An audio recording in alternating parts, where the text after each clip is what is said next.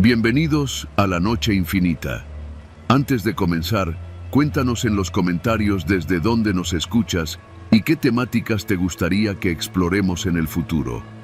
Leemos cada mensaje con atención y siempre tomamos en cuenta sus sugerencias para los próximos relatos. Sin nada más que decir, comencemos. Nunca me han gustado las bodas. No porque no crea en el matrimonio, sino porque siempre me parecieron eventos donde todo es una fachada. Sonrisas forzadas, discursos ensayados, gente que solo espera el momento de comer y largarse. Pero esa noche, la boda que vi en la carretera Federal 85 no era de esas. Ni siquiera era una boda real. Me llamo Ernesto, tengo 37 años y trabajo como chofer para una pequeña empresa de logística en Monterrey. Casi siempre transporto piezas industriales y equipo mecánico, nada llamativo, pero ese fin de semana me tocó algo distinto. Mover un cargamento de herramientas y generadores hacia Ciudad Victoria. Eran equipos caros, nuevos, recién importados, y la empresa estaba paranoica con que llegaran intactos. Salimos en convoy de 3 camionetas a las 9 de la noche. Yo iba al frente, detrás un compañero llamado El Flaco, y al final Arturo, un tipo serio que nunca habla más de lo necesario. Las 3 camionetas eran de la empresa, blancas, sin logos, pero cargadas hasta el tope. La indicación era clara, nada de paradas innecesarias y mantener comunicación por radio. La Federal 85, de noche, es otro mundo. De día ya se siente solitaria en algunos tramos, pero cuando cae el sol, el asfalto se vuelve un túnel interminable con los faros como único punto de referencia. Pasando Linares, el tráfico se volvió prácticamente nulo. De vez en cuando nos cruzábamos con algún tráiler o autobús foráneo, pero por largos minutos no veíamos un solo vehículo. A la altura de un tramo recto, casi llegando a un pequeño poblado cuyo nombre apenas alcancé a leer en un letrero oxidado, vi las luces a lo lejos. Eran varias, intermitentes, como si hubiera un evento en medio de la carretera. Reduje un poco la velocidad, extrañado.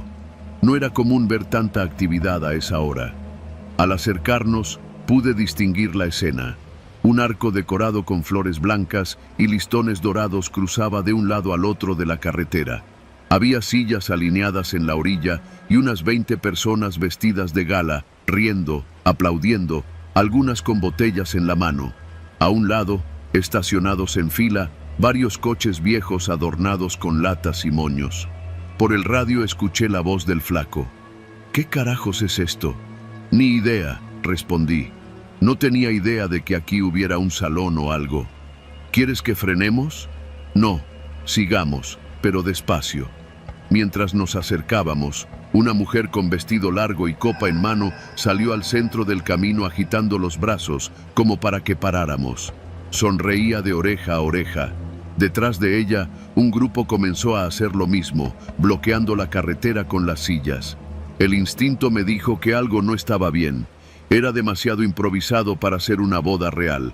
No había música, no había mesa de comida y las flores parecían de plástico barato. Lo que sí noté fueron 3 hombres en el fondo, apartados, con chamarras oscuras y gorras, mirando fijamente hacia nuestras camionetas. No frenen, dije por el radio, intentando que mi voz no sonara tan tensa. Sigan detrás de mí y no se abran. Apenas dije eso, uno de los hombres sacó un radio portátil del bolsillo y habló por él. En ese momento, las luces decorativas que creí ver al fondo se encendieron más fuerte. No eran adornos, eran los faros de una camioneta grande que estaba oculta tras los coches con moños. La mujer del vestido dejó de sonreír. Dio un paso atrás y los tipos con gorras empezaron a moverse hacia nosotros. ¡Aceleren!, grité por el radio y pisé el pedal hasta el fondo. La camioneta rugió y me lancé directo contra las sillas que salieron volando hacia los lados. La gente gritó y se apartó como pudo. Vi por el espejo cómo la camioneta escondida detrás encendía el motor y se lanzaba tras nosotros. El Flaco y Arturo pasaron detrás de mí derribando lo que quedaba del arco y esquivando botellas que alguien arrojaba. El ruido de los motores detrás se volvió ensordecedor. «Nos siguen dos», dijo Arturo por el radio. «Una pick-up roja y la camioneta blanca que estaba detrás del arco. No aflojen, sigan pegados». A unos kilómetros, el camino se estrechó por obras en la orilla. Con los conos naranjas bloqueando el acotamiento, no había forma de maniobrar demasiado. La pick-up roja intentó adelantarse por la izquierda, pegándose peligrosamente a mi costado. Pude ver al copiloto. Traía el rostro cubierto con una bandana y algo que parecía un tubo metálico en la mano. Giré el volante con fuerza hacia él, obligándolo a recular antes de que me golpeara. El flaco, que venía detrás, se pegó a mi defensa trasera para que no quedara espacio entre nosotros. El tramo se volvió un juego de resistencia, ellos intentando cerrarnos, nosotros bloqueando cada intento. En un momento, escuché un ruido seco contra la puerta trasera de mi camioneta. Seguramente intentaban reventar la cerradura.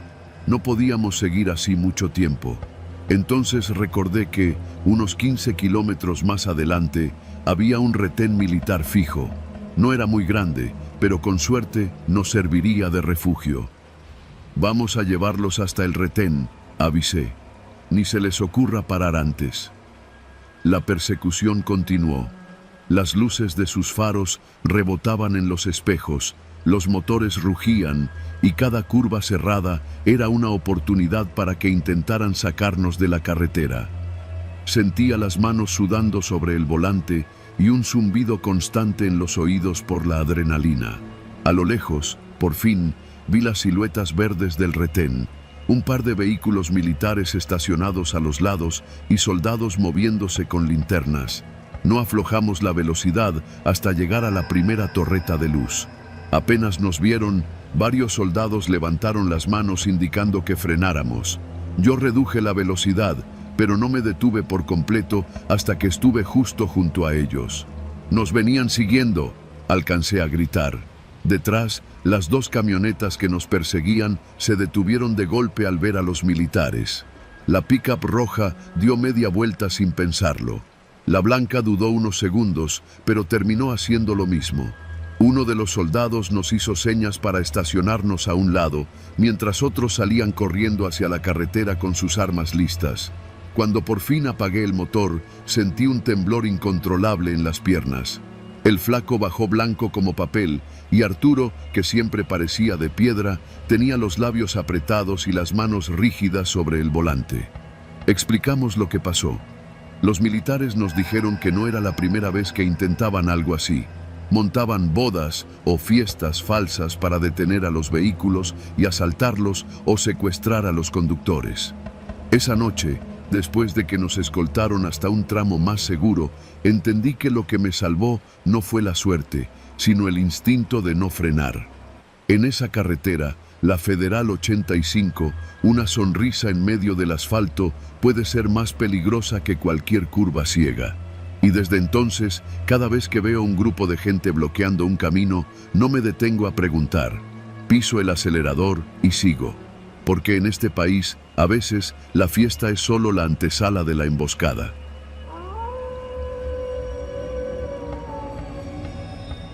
Nunca me gustó manejar de noche por carretera, pero esa vez no tenía opción.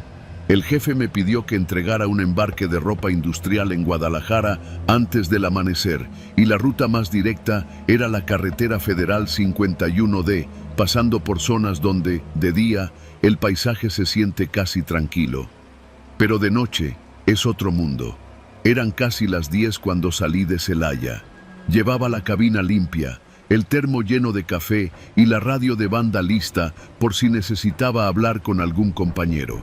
El plan era cruzar el tramo más solitario antes de medianoche para no toparme con retenes falsos o gente que se atraviesa con malas intenciones. La primera hora fue normal. Algunos tráilers en caravana, camionetas familiares volviendo de algún viaje y ese viento seco que se siente como cuchillas cuando entra por la ventanilla. Después de Salamanca, el tráfico empezó a desaparecer y a los 20 minutos ya iba completamente solo. La luna apenas se asomaba entre nubes bajas y fuera del alcance de mis faros, la noche era un pozo sin fondo. A eso de las 11:15, lo vi.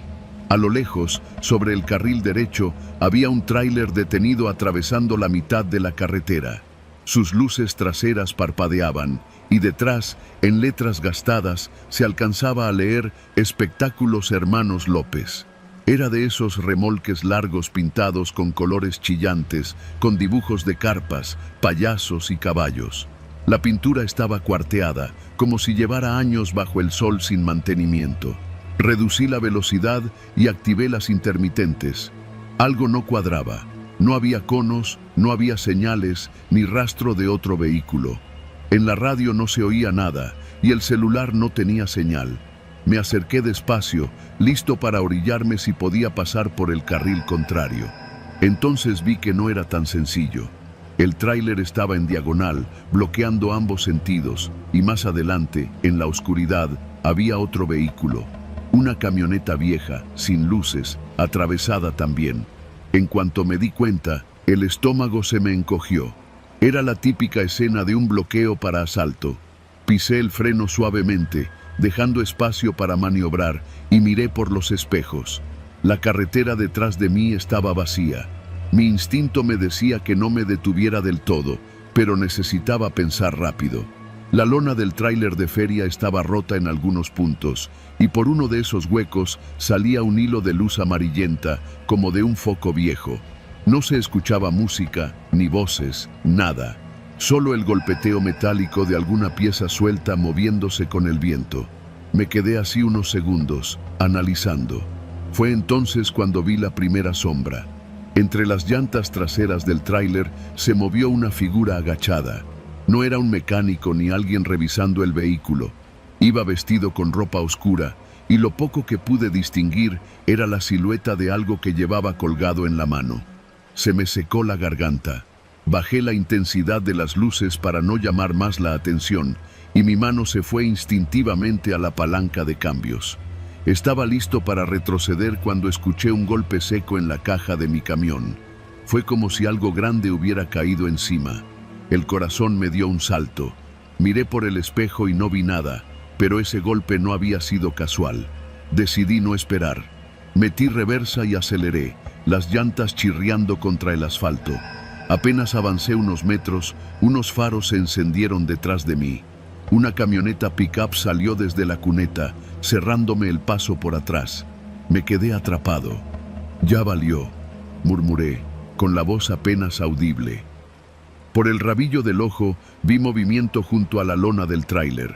Dos hombres salieron de la sombra, caminando hacia mi cabina.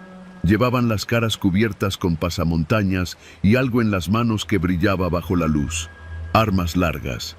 Sabía que si me quedaba, me bajarían y quién sabe si viviría para contarlo. Respiré hondo, apreté el volante y tomé la decisión más arriesgada de mi vida: embestir el bloqueo. Engrané primera, aceleré a fondo y dirigí la mole de toneladas directo hacia el espacio más débil entre la cabina del tráiler de feria y el acotamiento. Sentí cómo el camión vibraba, el rugido del motor cubriendo cualquier otro ruido. Los hombres empezaron a gritar algo, pero no entendí. Uno levantó el arma y en ese momento escuché el sonido seco de los impactos contra la carrocería. No solté el acelerador. El momento del choque fue brutal. El lateral de mi camión raspó la pintura del tráiler, arrancando pedazos de lona y metal, mientras las llantas delanteras brincaban sobre restos de madera. Un chorro de chispas iluminó la oscuridad. Pasé. El retrovisor me mostró un caos de luces y sombras. Hombres corriendo, la camioneta detrás intentando dar la vuelta y el tráiler de feria balanceándose como si fuera a volcar. Seguí sin mirar atrás. El motor forzado, el olor a caucho quemado y la vibración en el volante me recordaban que no estaba a salvo todavía. No reduje la velocidad hasta ver, a lo lejos, las luces blancas y rojas de un retén real de la Guardia Nacional. Me detuve de golpe, bajé de la cabina casi tambaleando y les conté todo entre respiraciones cortadas. Uno de los agentes pidió refuerzos y otro me revisó de pies a cabeza. No tenía heridas graves, solo el pulso disparado y los músculos tensos como cuerdas. Mientras hablaban por radio, escuché a lo lejos el eco de un motor acelerando y luego apagándose. Horas después, ya en la bodega de Guadalajara, vi por primera vez el estado de mi camión. Impactos de bala en la puerta del copiloto, la defensa delantera doblada y restos de pintura roja y amarilla pegados al costado. No supe si atraparon a esos tipos. Lo único que sé es que desde esa noche, cada vez que alguien me habla de circos y ferias ambulantes, lo primero que me viene a la mente no son risas ni algodones de azúcar, sino la imagen de ese tráiler abandonado, bloqueando la carretera como una trampa perfecta en medio de la nada. Y también sé que, si no hubiera tomado la decisión de avanzar, hoy no estaría contando esta historia.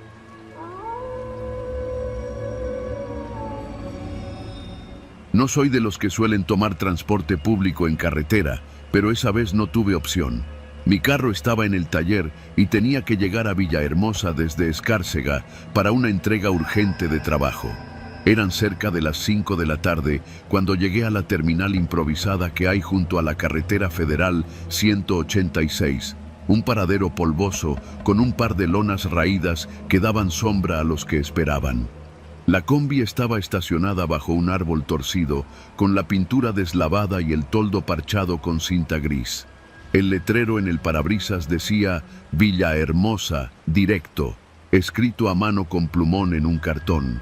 El chofer, un hombre moreno de unos 40 y tantos años, estaba recargado en la puerta, fumando y viendo el celular. «Salen 15, jefe», me dijo sin levantar mucho la voz cuando le pregunté. Subí y busqué asiento al fondo. El interior olía a sudor viejo y plástico caliente. Había 5 personas ya. Una señora gorda con un rebozo que traía bolsas llenas de lo que parecían elotes cocidos, una pareja joven con mochilas grandes y un hombre flaco, de camisa a cuadros, que tenía los ojos rojos como si no hubiera dormido. Conforme se fue llenando, el calor se volvió sofocante. El chofer arrancó sin decir nada y en pocos minutos ya estábamos en la carretera, tragando polvo de los tráilers que pasaban en sentido contrario. A los costados se extendía la selva baja, verde y espesa, con su olor a tierra húmeda colándose por las rendijas de las ventanas.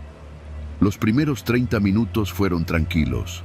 La señora del rebozo iba platicando con la pareja de enfrente sobre los precios de la central de abasto, y el chofer ponía una estación de radio que apenas se escuchaba.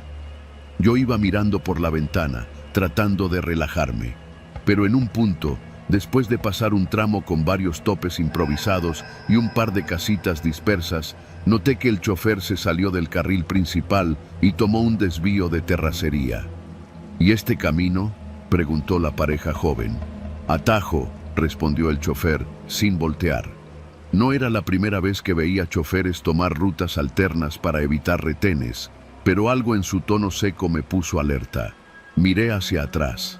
La carretera principal ya no se veía, solo un camino angosto bordeado de monte cerrado. La señal del celular había desaparecido desde hacía rato. Pasaron unos minutos y la combi se detuvo de golpe. El chofer apagó el motor. Por el retrovisor vi que sonreía, pero no era una sonrisa amistosa. De entre la maleza salieron 3 hombres armados con machetes y pistolas viejas. Uno de ellos, con una gorra de béisbol sudada y rota, abrió la puerta lateral. «Bájense despacio y dejen todo», dijo, su voz seca y sin titubeos. Nadie se movió al principio. Fue la señora del rebozo la que soltó un gemido y comenzó a sacar sus bolsas. El de la gorra subió de un salto y nos apuntó con la pistola. Dije todo: teléfonos, carteras, relojes. Yo sentí como el corazón me martillaba el pecho. Saqué mi cartera y la tiré al asiento de enfrente, junto con el celular. La pareja hizo lo mismo.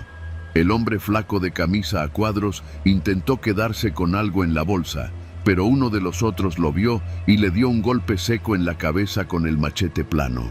Cayó contra el asiento, quejándose. Nos hicieron bajar uno por uno. El suelo era puro lodo y piedritas. El calor era tan espeso que sentía la camisa pegada a la piel. Nos alinearon junto a la combi mientras otro de ellos revisaba debajo de los asientos. «Todos al monte», ordenó uno, un tipo alto, con una cicatriz que le cruzaba la ceja. Nos empujaron por un sendero apenas visible, la vegetación cerrándose a cada paso. Escuchaba el zumbido de los insectos y el crujir de hojas secas bajo nuestros pies. El olor a humedad era sofocante, mezclado con el del sudor y el miedo. Llegamos a un claro donde había una camioneta vieja sin placas. Nos hicieron sentar en el suelo, con las manos en la cabeza. El de la cicatriz se paseaba frente a nosotros, observándonos como si estuviera decidiendo qué hacer. «Esto es rápido», dijo finalmente. «Les vamos a quitar lo que traigan de valor y van a cooperar si no quieren problemas». Uno de los armados se agachó frente a mí y me pidió mi reloj. Era un Casio barato, pero lo agarró igual. Después revisó mis bolsillos, incluso las suelas de mis tenis. Mientras tanto, la señora del rebozo empezó a llorar y a pedir que la dejaran ir porque tenía que regresar con sus nietos. El de la gorra le dijo que se callara o la amarraban. Entonces escuchamos un ruido de motor acercándose por el camino de tierra. Los hombres se tensaron. El de la cicatriz hizo una seña y dos de ellos desaparecieron entre los árboles. El que quedaba nos apuntó sin quitar la vista del sendero. El motor pasó de largo, pero el silencio que quedó después era más pesado que antes. Yo sentía que cualquier movimiento en falso podría terminar en un tiro. «Ya estuvo», dijo el de la cicatriz cuando regresaron. «Vamos a regresarlos, pero se van con los ojos tapados». Nos hicieron formar de nuevo y caminar hacia la combi. En el trayecto, uno de los armados iba detrás de mí, tan cerca que podía sentir su respiración en mi cuello. Tenía la boca seca, pero no me atreví a tragar saliva. Al llegar, nos hicieron subir de nuevo. Nos amarraron los ojos con pedazos de tela rasgada y el chofer encendió el motor. El viaje de regreso fue lento, con la sensación de cada bache amplificada por la tensión. En un momento escuché cómo abrían la puerta lateral y nos iban bajando a cada uno en distintos puntos. Cuando me tocó, me empujaron y caí de rodillas sobre grava. «Camina derecho y no te quites la venda hasta que no escuches nada», ordenó una voz. Hice lo que me dijo. Caminé, contando pasos, hasta que el sonido de la combi se perdió. Me quité la tela de los ojos y vi que estaba de nuevo en la carretera federal, en un tramo solitario. El sol ya se estaba escondiendo y el cielo se teñía de naranja y violeta. No tenía dinero ni teléfono, pero estaba vivo. Comencé a caminar hacia donde creía que estaba el pueblo más cercano. Me tomó más de una hora llegar, pero cada paso que daba, repetía para mí mismo lo que había prometido en silencio cuando me apuntaron por primera vez. Nunca más subirme a una combi en esa carretera. Nunca más confiar en un letrero escrito en cartón.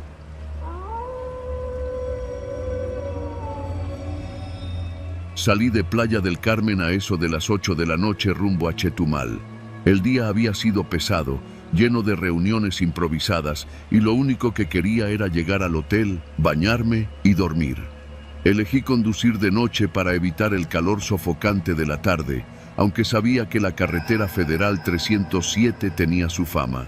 Tramos solitarios, iluminación escasa y de vez en cuando operativos sorpresa de la Guardia Nacional o retenes militares.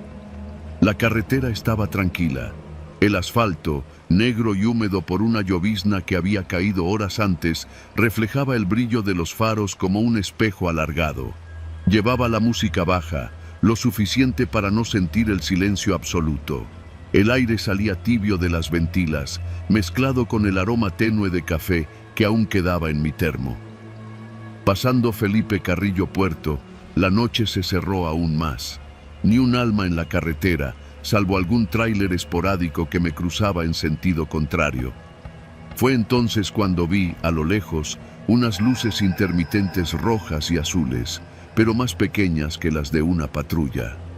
A medida que me acercaba, distinguí la silueta blanca de una ambulancia detenida sobre el acotamiento, con las puertas traseras abiertas.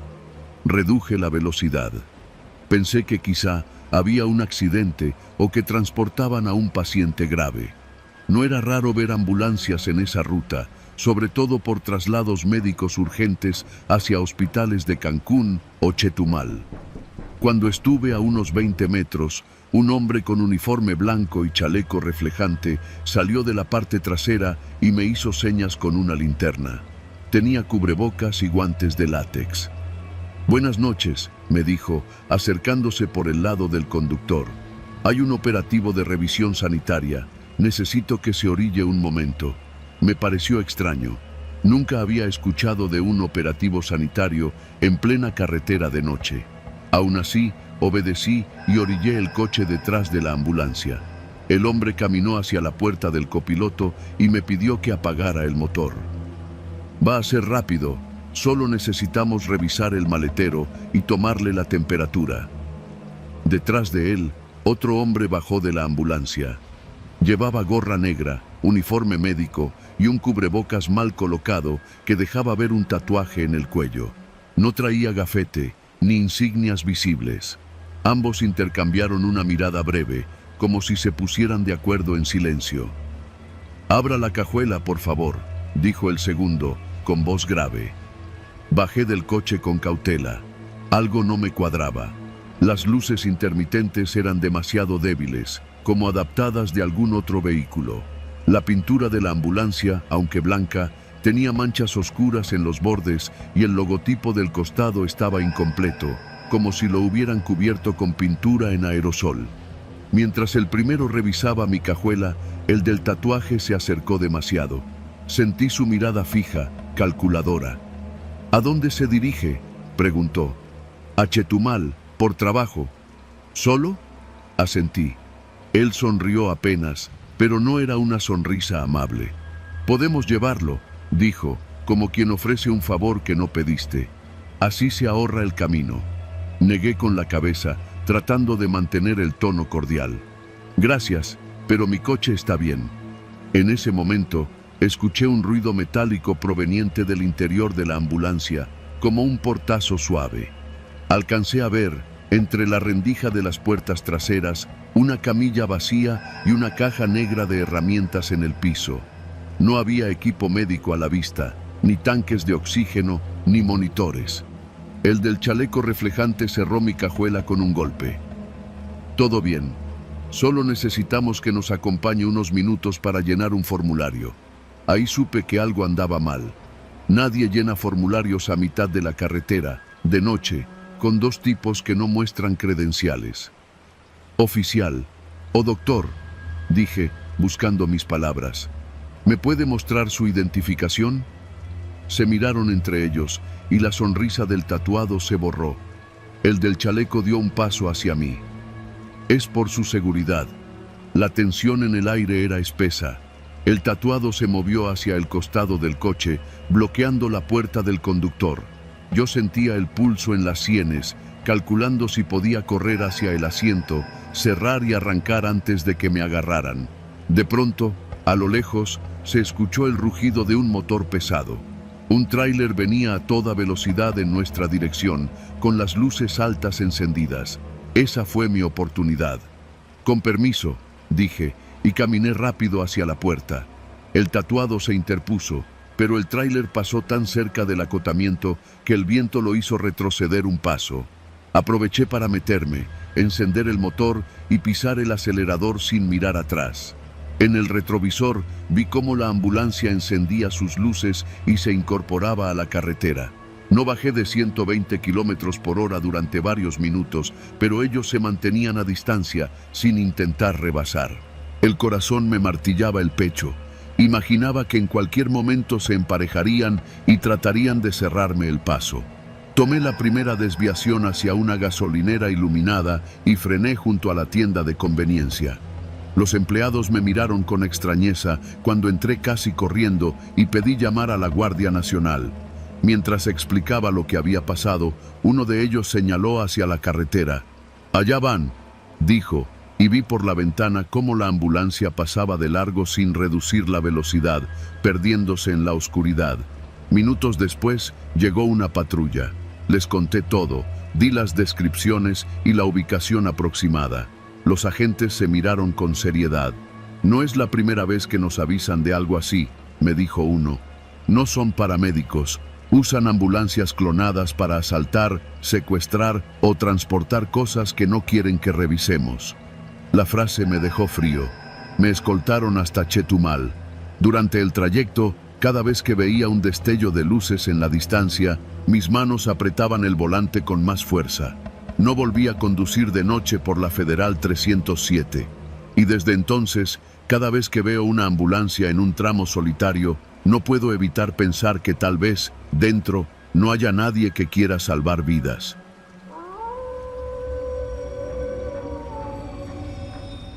No sé si fue suerte o condena que me tocara ese viaje. Llevo más de 15 años al volante, recorriendo las carreteras de México de punta a punta, y siempre he dicho que uno nunca termina de conocerlas. La Federal 175, que conecta Oaxaca con la costa, la he manejado muchas veces.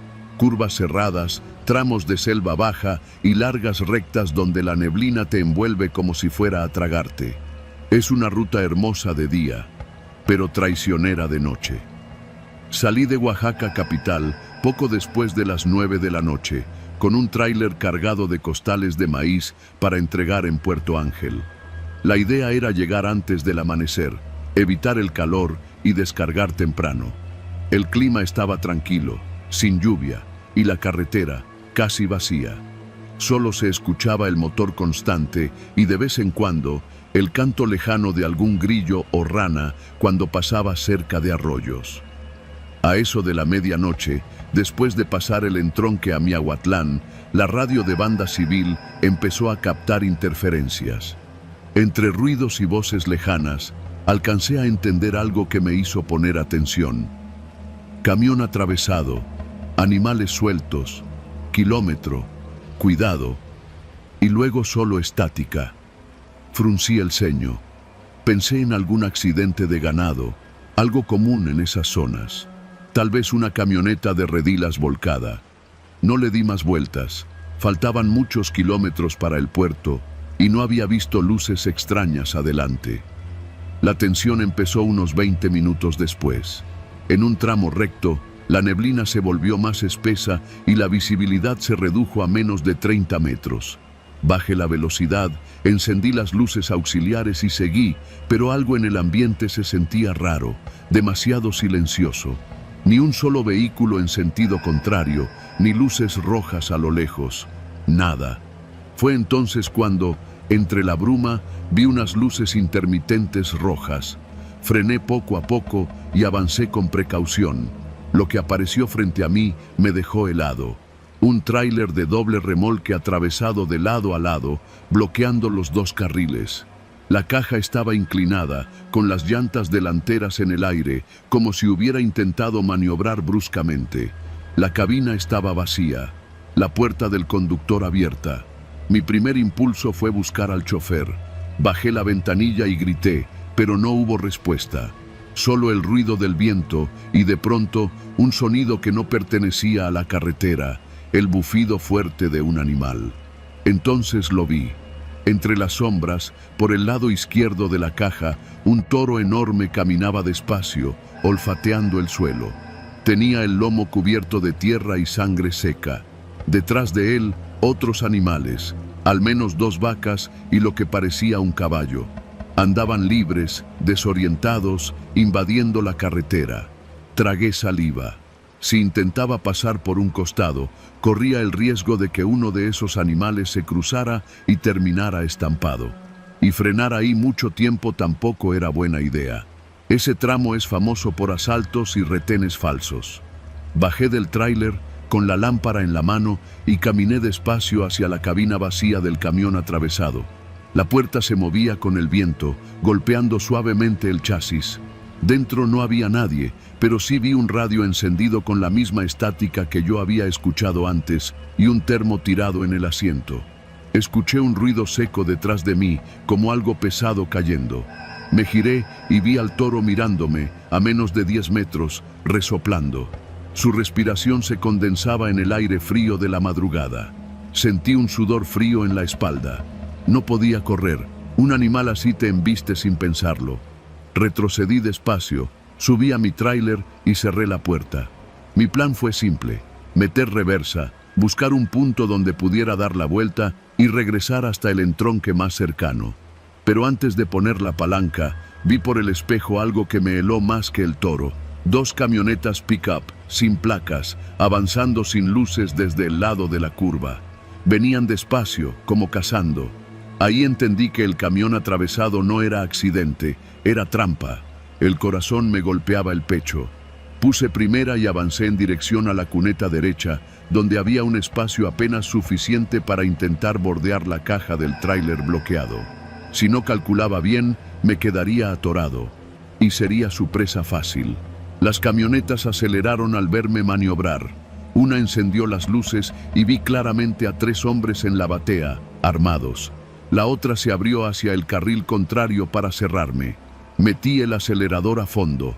El motor rugió y el tráiler comenzó a subirse sobre la terracería.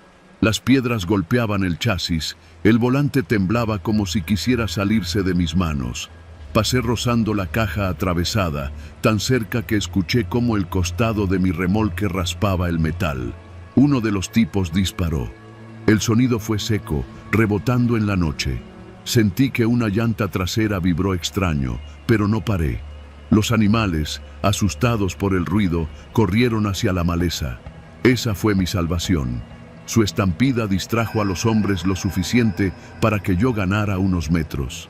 Volví al asfalto y pisé el acelerador como nunca.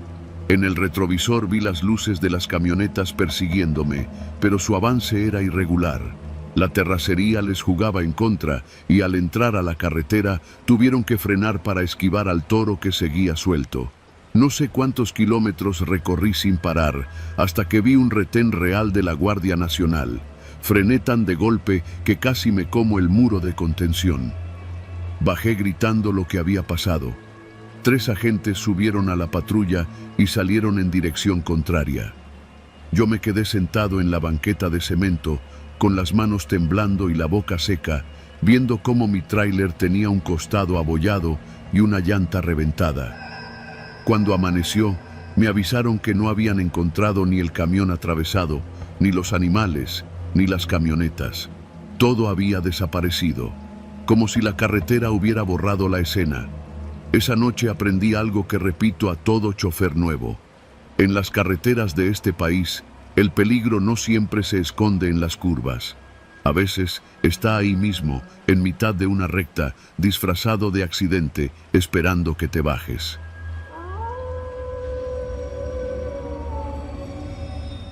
Salimos de la Central del Norte poco antes de las 8 de la noche. Era un viaje turístico hacia San Luis Potosí. Un grupo reducido que había pagado un paquete de fin de semana para conocer las Huastecas y hacer un par de recorridos culturales. Yo iba como chofer principal de la unidad, un autobús de 2 pisos con aire acondicionado y asientos reclinables, de esos que hacen que la gente se olvide de que está cruzando media república por carretera. La ruta estaba planeada por la carretera federal número 57. La conozco como la palma de mi mano. Rectas eternas, tramos de 4 carriles y después de Querétaro, largos kilómetros donde el paisaje es puro monte y polvo. Los pasajeros eran en su mayoría familias y parejas jóvenes. Iban contentos, platicando y tomando fotos del atardecer. Alrededor de las 9:30, el cielo se tornó de un azul profundo, sin luna, y el brillo de los faros se convirtió en el único corte de luz en la oscuridad. El tráfico iba ligero. Solo veía uno que otro tráiler pesado adelantándonos y alguna camioneta que pasaba como alma que lleva el diablo. A las 10:15, cuando estábamos a la altura de San Juan del Río, un retén improvisado apareció frente a nosotros. Conos naranjas, un par de lámparas portátiles y 3 hombres con chalecos reflejantes. Uno de ellos nos hizo la señal de detenernos. No traían patrulla ni distintivos oficiales, pero se movían con la seguridad de quien sabe que uno no puede ignorarlos. ¿Qué hacemos, jefe?, preguntó Ricardo, el segundo chofer, que venía en el asiento auxiliar. Voy a frenar, pero mantente alerta, respondí, sintiendo cómo el estómago se me encogía. Un hombre de barba rala se acercó a la ventanilla, golpeó suavemente el cristal y me pidió que lo bajara. Buenas noches, La carretera principal está cerrada más adelante por un accidente fuerte.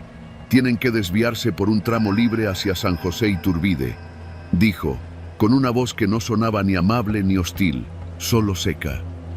Miré hacia el fondo y vi que otros dos sujetos movían los conos para abrir paso hacia una desviación lateral. No había ninguna patrulla, ninguna ambulancia, ni siquiera un señalamiento oficial que confirmara lo que decía. ¿Sabe cuánto más es por ahí?, pregunté. Poco, jefe. Unos 20 minutos más. Pero es eso o quedarse aquí hasta que levanten todo, respondió, dándome una palmada en la puerta.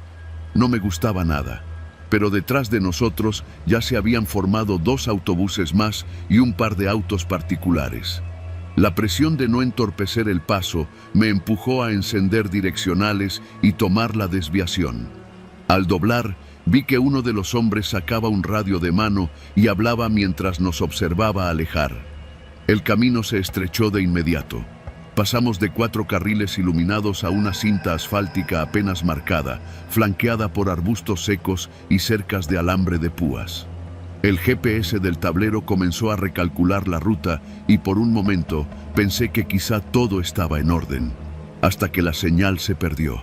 Detuve la música ambiental que sonaba en la cabina.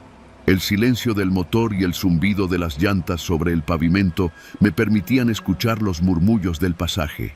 Algunos se preguntaban por qué íbamos tan lento, otros apenas se daban cuenta de que habíamos cambiado de camino. Tras 15 minutos, la oscuridad se volvió más espesa. No había casas, ni luces, ni siquiera señalamientos. Ricardo miraba hacia todos lados, incómodo. «Esto no me gusta», dijo en voz baja. De pronto, una luz apareció a lo lejos. Al acercarnos, vi una camioneta pick-up estacionada de lado, bloqueando la mitad del camino. 3 hombres estaban de pie junto a ella. Uno levantó una lámpara directa hacia nosotros, encandilándome. Frené. No había espacio para rodearlos sin salirme al terraplén. El mismo hombre hizo una seña para que apagara el motor. No lo hice. Lo único que hice fue activar el freno de mano y abrir apenas la ventanilla. «Buenas noches, patrón. ¿A dónde va?», preguntó, con una sonrisa que no alcanzaba a llegar a los ojos. «Viaje turístico a San Luis. Nos desviaron por un accidente en la principal», respondí. El tipo soltó una carcajada breve. «Pues qué suerte, porque aquí tenemos otra desviación. Van a tener que esperarnos tantito mientras revisamos que no haya problemas». La forma en que lo dijo no dejaba dudas. No era una invitación, era una orden. Con el rabillo del ojo, vi que los otros 2 hombres tenían armas cortas colgando de la cintura. Ricardo se puso de pie, listo para cualquier cosa. «Voy a hablar con los pasajeros», le dije, para que entendiera que debíamos ganar tiempo. Pero antes de que pudiera moverme, un rugido de motor se escuchó detrás. Un segundo vehículo apareció, una camioneta cerrada, sin placas, que se colocó justo detrás del autobús, bloqueando cualquier retroceso. Uno de los hombres subió al estribo y pegó su cara al cristal. «Baje, chofer, y que todos apaguen sus celulares». El tono era seco y las miradas detrás eran aún más frías. Alcancé a ver cómo un par de pasajeros levantaban la cabeza, alertados. No podía permitir que cundiera el pánico. Me giré hacia Ricardo. «Ve por el extinguidor y quédate en la puerta trasera por si acaso». Respiré hondo, abrí la puerta delantera y bajé. El aire olía a tierra seca y combustible. El hombre de la lámpara me pidió las llaves. Las solté lentamente, sintiendo que era entregarle mi única defensa. «Solo vamos a revisar el equipaje. Nadie se baja, nadie grita», dijo. Lo vi caminar hacia los maleteros laterales mientras los otros 2 vigilaban la entrada. El segundo chofer, desde adentro, mantenía a los pasajeros sentados con gestos firmes. El zumbido de los insectos en la noche era lo único que acompañaba el momento.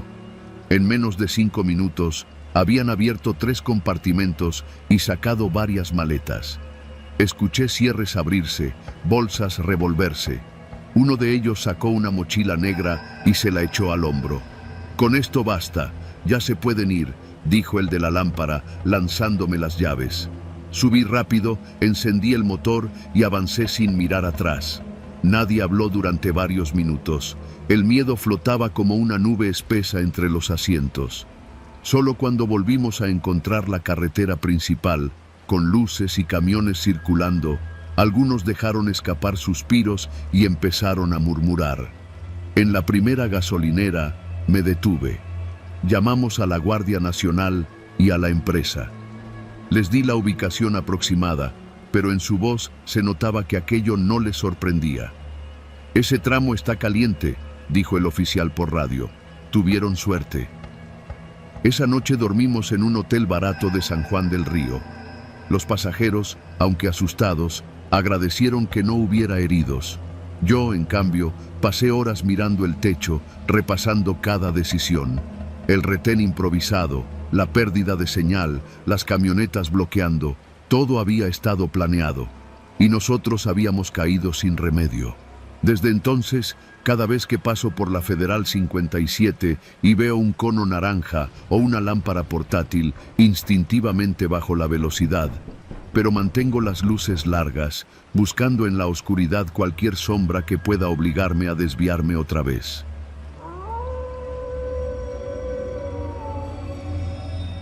Me llamo Ernesto López y llevo más de 15 años trabajando como chofer de camión para una empresa de paquetería que hace rutas desde la Ciudad de México hasta Acapulco por la carretera federal 95D.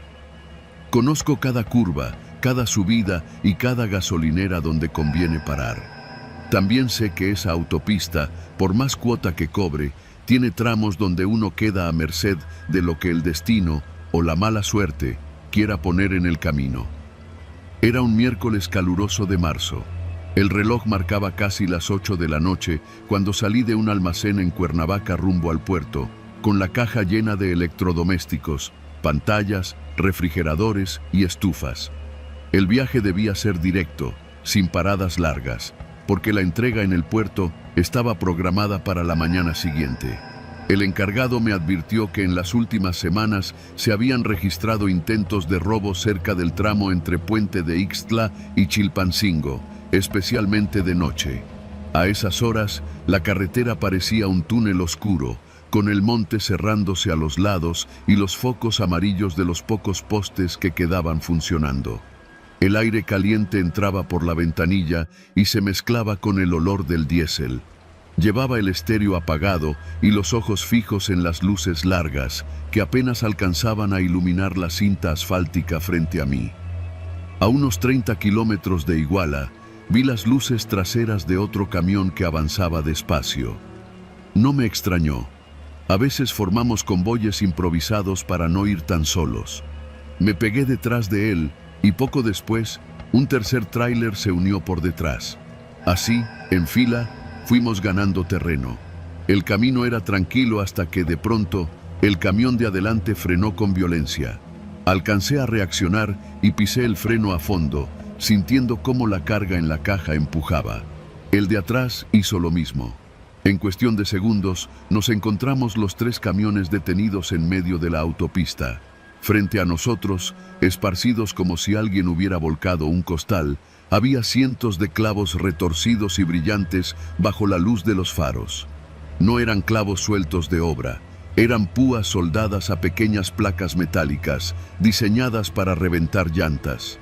No había rastro de vehículos accidentados ni señales de que aquello fuera un accidente. El chofer del primer camión, un hombre robusto con gorra, bajó para mirar. Lo seguí con cautela, sintiendo el calor del asfalto bajo las botas. El aire estaba demasiado quieto y eso no me gustaba. «Esto no es obra del azar», dijo él, agachándose a ver los clavos. «Es una pinche trampa». En ese momento, el tercer chofer, un joven de no más de 30 años, se acercó apresurado. Vi luces por allá atrás, como de una camioneta que apagó los faros en cuanto nos paramos, susurró. La tensión se volvió espesa. No podíamos avanzar sin reventar las llantas, pero quedarnos ahí era igual de peligroso. El monte a los lados de la autopista estaba tan cerrado que cualquiera podía acercarse sin ser visto. El primero en tomar decisión fue el hombre de la gorra. Sacó del camión un par de guantes y comenzó a arrastrar, con las manos, los clavos hacia la orilla. Yo me uní, moviendo las placas con cuidado para no cortarme. El tercer chofer se quedó de vigía, apuntando su lámpara hacia el monte. Entonces lo escuchamos, el crujir de ramas, pasos rápidos que no intentaban disimularse. Las siluetas aparecieron primero como sombras largas, luego como figuras armadas que salieron del monte, iluminadas apenas por nuestros faros. Eran al menos 6 hombres, con pasamontañas y rifles colgando de los hombros. «¡Quietos! ¡Apártense de las unidades!», gritó uno, con voz seca y decidida. No era un asalto improvisado, se movían como si ya lo hubieran hecho antes. Nos ordenaron ponernos junto al barandal de la autopista, mientras otros se acercaban a las cabinas. El de la gorra me lanzó una mirada que decía más que 1000 palabras. Si nos dejaban sin camiones, estábamos perdidos. Uno de los hombres empezó a subir a mi cabina. Sin pensar demasiado, di un paso atrás, fingiendo obedecer, y en cuanto tuve un segundo de distracción por parte de ellos, corrí hacia el camión del joven. «¡Prende el motor, cabrón!», le grité, abriendo su puerta del lado del copiloto. Él dudó apenas un instante antes de girar la llave. El rugido del motor retumbó en la noche. Los hombres reaccionaron de inmediato. 2 apuntaron hacia nosotros, pero en el momento en que el joven aceleró, el de la gorra hizo su jugada. Encendió también su camión y lo movió en diagonal, bloqueando la vista de los atacantes. No había tiempo para pensar. El joven y yo aceleramos hacia el acotamiento contrario. Pasamos por encima de algunos clavos que no habíamos retirado y sentimos cómo la dirección temblaba al reventar la primera llanta. Aún así, seguimos avanzando con las gomas destrozadas, sacando chispas contra el pavimento. En el retrovisor, vi cómo los hombres corrían hacia sus camionetas estacionadas en la oscuridad. El de la gorra seguía maniobrando para ganarles segundos. Uno de los disparos resonó y escuché el impacto contra la caja, pero no nos detuvimos. A unos 500 metros encontramos una pequeña área de emergencia con un teléfono público y un poste de luz. Frenamos ahí, las llantas delanteras prácticamente hechas trizas. Llamé al número de la Guardia Nacional que tenía guardado en el celular, rezando para que hubiera señal. El joven temblaba, encendiendo un cigarro con manos inseguras. Apenas podía hablar. En menos de 10 minutos, que se sintieron como media hora, vimos luces intermitentes acercarse. La patrulla se detuvo y de inmediato otros 2 camiones que venían detrás de nosotros también se detuvieron, alertados por las sirenas. Contamos todo: la trampa, la emboscada, la cantidad de hombres, las armas. Los oficiales salieron en dirección al kilómetro donde habíamos quedado varados, pero ya no encontraron ni a los hombres ni a los camiones de mis compañeros. Solo quedaron las huellas frescas de llantas que se internaban por una brecha hacia el monte. Del hombre de la gorra no supe más esa noche. Su camión y su carga desaparecieron. Dicen que apareció, horas después, caminando solo por una vereda cerca de Mezcala, sin querer hablar demasiado. Regresé a casa con el camión destrozado y la carga incompleta. La empresa me dio unos días libres, pero no pude dormir bien en todo ese tiempo. Cada vez que cierro los ojos, vuelvo a ver las púas brillando sobre el asfalto, ese brillo metálico que no debería estar ahí, y la certeza de que, si no hubiéramos reaccionado, ahora yo sería uno más de los que nunca regresan de ese tramo maldito. Desde entonces, evito pasar de noche por la 95D, aunque eso signifique dar más vuelta y gastar más diésel. El tiempo se puede recuperar, la vida no.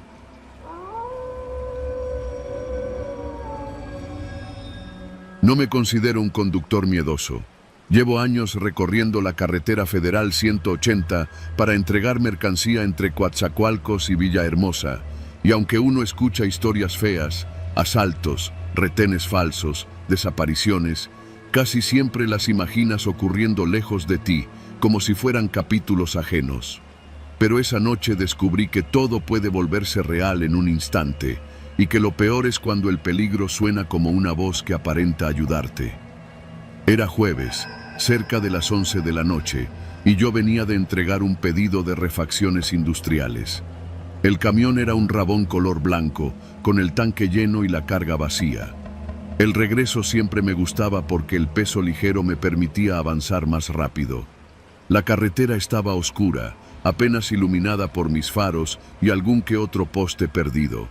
A esa hora casi no circulaban vehículos, salvo algún tráiler solitario y los autobuses foráneos que pasaban como fantasmas de luz. El aire era húmedo, típico de esa zona, con ese olor salobre que llega del mar aunque no lo veas. Llevaba la radio apagada para concentrarme, solo escuchaba el motor y el zumbido de las llantas contra el asfalto. Fue entonces cuando un sonido extraño rompió la monotonía, una voz por altoparlante, grave y distorsionada, que resonó desde algún punto adelante. Atención a todos los conductores, deténganse de inmediato en el próximo punto de control. Frené un poco por instinto, buscando de dónde venía. No vi patrullas, ni torretas, ni conos naranjas, nada. Solo la cinta negra de la carretera y a lo lejos unas luces blancas parpadeando. La voz volvió, más clara. Operativo de emergencia. Deténgase en el acotamiento a su derecha. Muestre identificación y documentos. El tono era autoritario, de esos que te hacen reaccionar antes de pensar. Podría haber sido la Guardia Nacional o la Policía Estatal. El altoparlante tenía esa reverberación de equipo oficial. Pero algo me incomodaba. No había señalización previa, ni vehículos oficiales a la vista. Y yo había pasado por ahí muchas veces. Conocía los retenes verdaderos, y siempre estaban bien iluminados y con personal visible. Reduje la velocidad, intentando ver mejor. Entonces noté algo que me heló. Las luces parpadeantes no eran azules o rojas, sino amarillas, como las de un camión de mantenimiento. Y se movían. No era un retén fijo, sino un vehículo atravesado en medio de la carretera, con dos camionetas más bloqueando cada carril. Me empezó a sudar la espalda. Otro mensaje tronó en el aire. El conductor del camión blanco, reduzca la marcha y apague el motor. Repito, apague el motor. Sentí un golpe en el estómago. Estaban hablando de mí. No había nadie más cerca, así que no había duda. Ellos sabían que estaba solo. Lo siguiente fue puro instinto. En lugar de frenar, pisé el acelerador. El motor rugió y las luces amarillas se acercaron de golpe.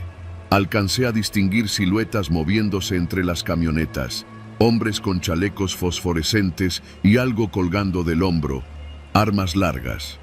Un destello metálico me confirmó que no eran de ninguna corporación oficial.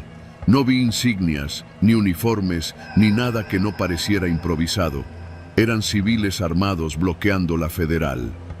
Mientras avanzaba, las voces por el altoparlante se volvieron más agresivas. ¡Alto! ¡Alto! ¡O disparamos! No sé si lo hicieron o solo lo gritaron para intimidarme, pero escuché un estallido seco y sentí como algo golpeaba la parte trasera del camión. El corazón me reventaba contra las costillas. Mantener el volante firme fue casi imposible, las manos me temblaban como si tuviera fiebre. Vi un hueco estrecho entre la camioneta bloqueando mi carril y la barrera metálica del acotamiento. Calculé que si pasaba pegado y no soltaba el acelerador, podía librarla.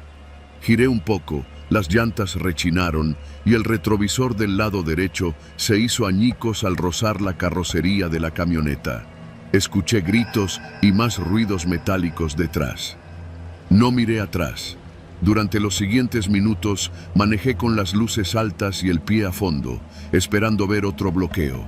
La carretera estaba muerta, como si todos los demás conductores hubieran desaparecido. En mi mente se repetía una sola idea. Si me detengo, no salgo de aquí. A unos kilómetros, las luces de otro vehículo aparecieron por el retrovisor. Al principio pensé que era un tráiler normal, pero el brillo irregular me recordó las luces amarillas del bloqueo. Me seguían. Tragué saliva y revisé la ruta mentalmente. El siguiente poblado estaba a unos 15 kilómetros, pero antes había un entronque hacia un camino rural. Tomar ese desvío era arriesgado. Caminos estrechos, baches, poca iluminación, pero tal vez me permitiría perderlos. Cuando llegué al entronque, Reduje lo justo para girar y meterme al camino secundario. El camión rebotó al pasar por los baches y el retrovisor izquierdo me mostró que el vehículo detrás dudó un segundo antes de seguirme. No sabía si era porque no me habían visto girar o porque no querían arriesgarse en ese camino. Apreté el volante hasta sentir dolor en los dedos. El camino era oscuro, solo iluminado por mis faros. La humedad hacía brillar los charcos como espejos rotos. Con cada curva cerrada sentía que las llantas podían resbalar. Estuve así un tiempo que me pareció eterno, hasta que por fin vi luces blancas adelante, esta vez de un poblado real.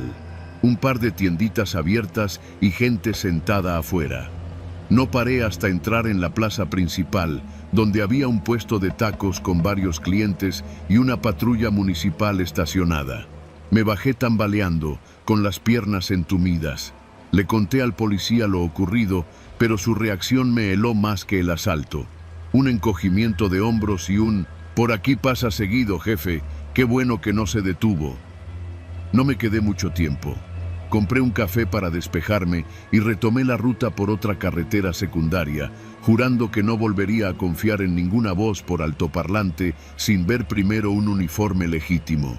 Y desde esa noche, cada vez que viajo por la Federal 180 y escucho una voz lejana sobre el viento, aunque sea de un altavoz de feria, se me seca la boca y reviso que las puertas estén bien cerradas.